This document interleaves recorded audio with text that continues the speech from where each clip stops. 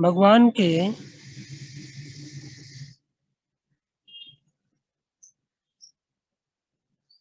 समझ आ रही है।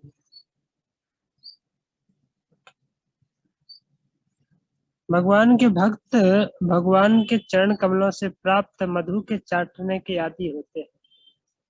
उन कथा प्रसंगों से क्या लाभ जो बहुमूल्य जो मनुष्य के बहुमूल्य जीवन को व्यर्थ नष्ट कर देते हैं। अच्छा श्लोक। अथवा सपदाम्भोजम मकरंदलहं सतम किमन्नैरसदालापैरायसो यशोदया। अथवा अरे ऐसे भगवान के चरण कमल क्या पद अम्बुजई ऐसे भगवान के चरण जो अम्बुज मतलब कमल के सदृश है। भगवान के ऐसे कमल के सदृश चरण कमल जिनसे क्या निकलता है मकरंदा। मकरंद क्या होता है कमल का पुष्प होता है। कमल के पुष्प के अंदर आप देखेंगे छोटे छोटे लाल रक्त लाल कण होते है ना, जिनको हंस जाकर के उनके ऊपर बैठ कर के चुगते हैं उसको मकरंद बोलते हैं। तो ऐसे कमल के छोटे छोटे लाल कणों को जाकर के हंस चुगते हैं और आनंद करते हैं वहां पे।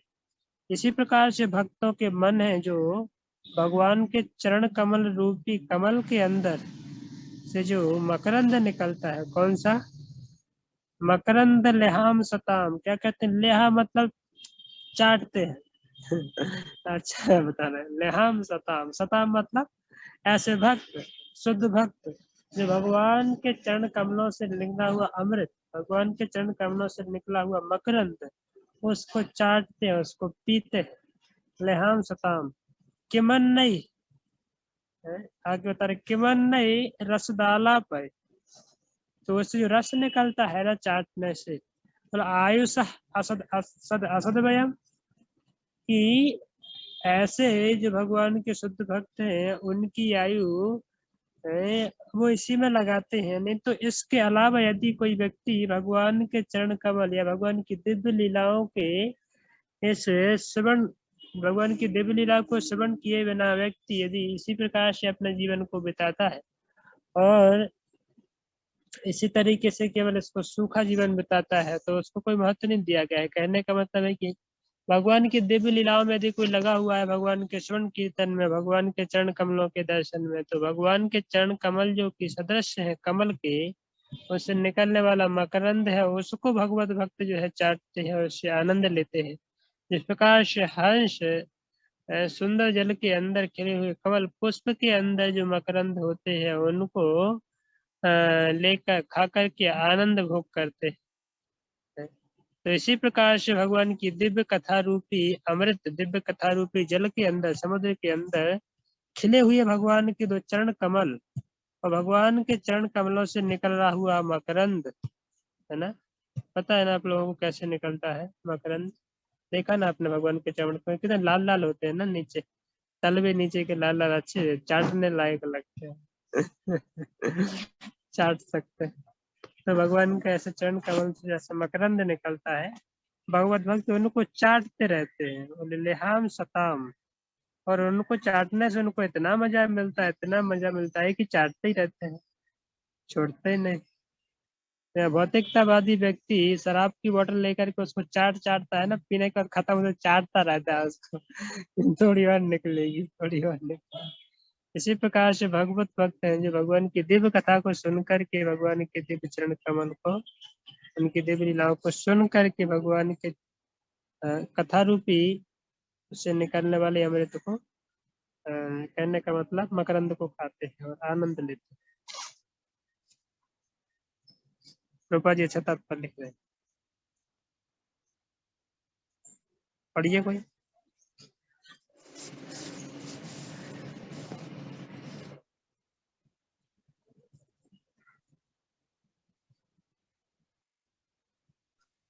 हरे कृष्ण प्रभु जी। भगवान कृष्ण तथा उनके भक्त दोनों ही दिव्य स्तर पर रहते हैं।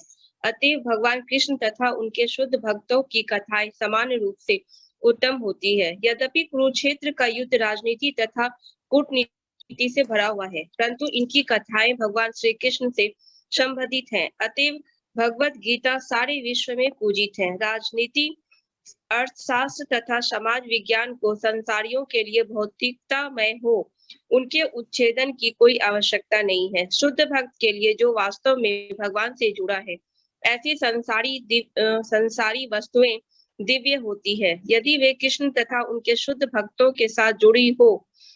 हम पांडवों के कार्यकलापों के संबंध में कर सुन चुके हैं और अब हम महाराज परीक्षित की कथाओं के विषय में बात कर रहे हैं, किंतु ये सब कथाएं भगवान श्री कृष्ण से संबंधित हैं, अतः ये सबकी सब दिव्य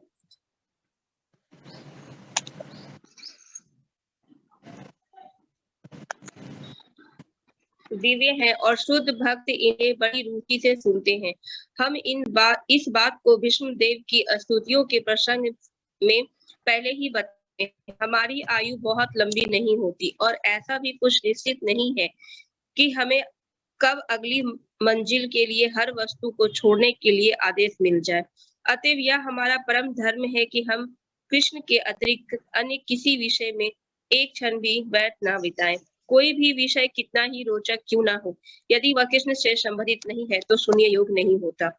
आध्यात्मिक ग्रह गोलोक वृंदावन, जो भगवान कृष्ण का सनातन धाम है, कमल पुष्प के गुच्छों के आकार का है।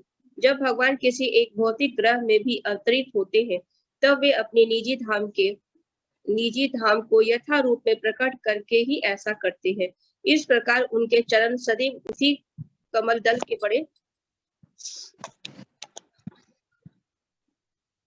बड़े गुच्छे पर रहते हैं। उनके चरण कमल पुष्प के समान ही सुंदर हैं, इसलिए ऐसा कहा जाता है कि भगवान कृष्ण के पांव कमल स्वरूप है। हरे कृष्ण। थोड़ा और रह गया। जी प्रभु जी। जीव वैधानिक रूप से शाश्वत है। वह भौतिक शक्ति के संपर्क में रहने के कारण जन्म तथा मृत्यु के भंवर में पड़ा हुआ है। ऐसी भौतिक शक्ति से छूटने पर जीव मुक्त हो जाता है और भगवत धाम जाने के योग्य बन जाता है। जो लोग अपना शरीर बदले बिना सदा सदा के लिए जीवित रहना चाहते हैं, उन्हें कृष्ण तथा भक्तों की कथाओं के अतिरिक्त अन्य किसी कथा में अपना बहुमूल्य समय नहीं गंवाना चाहिए। हरे कृष्ण। अभी बताइए माताजी, क्या समझ में आया इससे? क्या आपने पॉइंट्स को किया? जी प्रभु जी, इसमें मेन तो यही है कि भगवान कृष्ण की संबंधित जो भी कुछ है, आप कथा है या भगवत कथा हो या उनके बारे में संबंधित कोई भी टॉपिक हो, आप वही सुने, बाकी कहीं और भी किसी और चीज में समय व्यर्थ ना गवाए।